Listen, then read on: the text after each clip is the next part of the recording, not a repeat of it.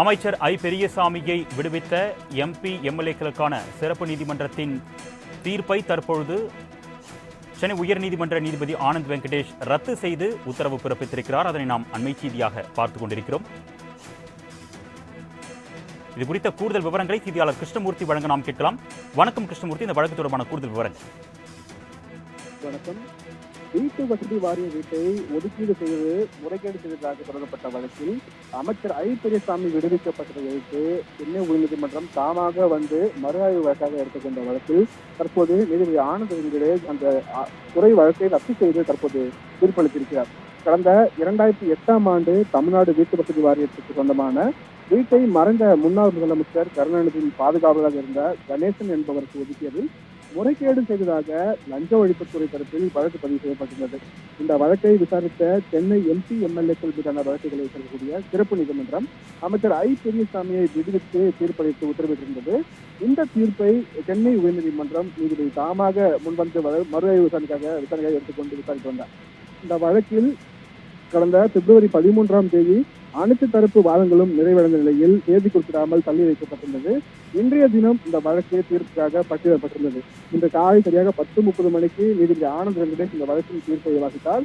அப்போது தமிழ்நாடு வீட்டு வசதி வாரிய வீடு ஒதுக்கீடு முறைகேடு வழக்கில் அமைச்சர் ஐ பெரியசாமி விடுவித்த சிறப்பு நீதிமன்ற உத்தரவை ரத்து செய்வதாக நீதிபதி ஆனந்த் வெங்கடேஷ் உத்தரவிட்டிருக்கிறார். மேலும் முறையாக ஒப்புதல் பெற்று வழக்கை நடத்த லஞ்ச ஒழிப்புத்துறைக்கு சென்னை உயர்நீதிமன்றம் உத்தரவிட்டிருக்கிறது.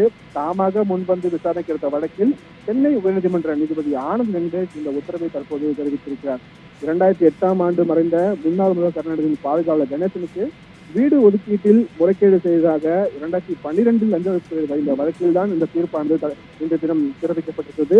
மேலும் வழக்கை மீண்டும் விசாரிக்க சிறப்பு நீதிமன்றத்திற்கு உத்தரவிட்டுள்ள நீதிபதி வருகிற மார்ச் 28ஆம் தேதிக்குள் அமைச்சர் ஐ பெரியசாமி நேரில் ஆஜராகி 1 லட்சம் ரூபாய்க்கான பிணை செலுத்த வேண்டும் எனவும் நீதிபதி உத்தரவிட்டிருக்கிறார்.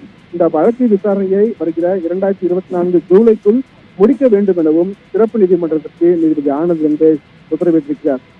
குறிப்பாக இந்த வழக்கு விசாரணையின் போது லஞ்ச ஒழிப்புத்துறை தரப்பில் முக்கிய வாதங்களாக அரசிடம் ஊதியம் பெறுபவர் பொது ஊழியர் என்பதால் ஆளுநரிடம்தான் வழக்கு தொடர அனுமதி பெற வேண்டும் என்றும் அமைச்சர்களை நியமிக்கவும் நீக்கவும் ஆளுநருக்கு தான் அதிகாரம் உள்ளது என்பதால் வழக்கு தொடர அவர்தான் அனுமதி வழங்க வேண்டும் என்று உச்சநீதிமன்றம் தீர்ப்பளித்துள்ளதாக லஞ்ச ஒழிப்பு தரப்பில் வாதங்கள் சுட்டிக்காட்டப்பட்டது.